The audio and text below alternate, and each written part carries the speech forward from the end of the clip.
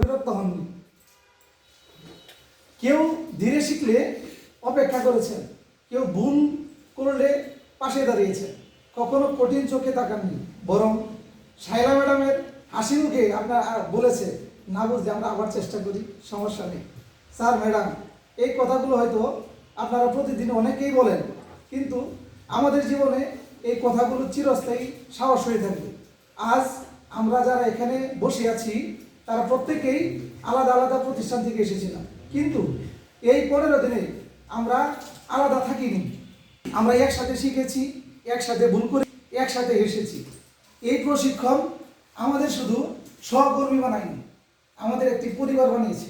আজ বিদায়ের সময় তাই মনটা ভারী, কাল থেকে আর হয়তো সেই পরিচিত ডাক থাকবে না। এইটা একটু দেখেন, আর থাকবে না সেই প্রশ্ন, এটা আবার বুঝিয়ে দিবেন।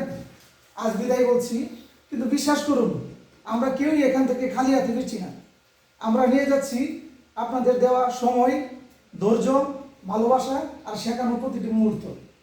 আমরা কথা দিচ্ছি আপনাদের শেখানো প্রতিটি দক্ষতা আমরা শ্রেণীকক্ষে কাজে লাগাবো।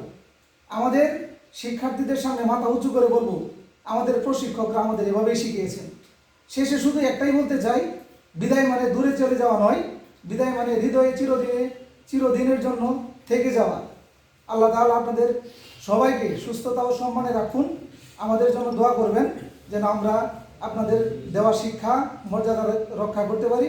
কৃতজ্ঞতা, ভালোবাসা আর অশ্রু সজল চোখে আজ এখানে বিদায় নিচ্ছি। আসসালামু আলাইকুম রহমতুল্লাহ।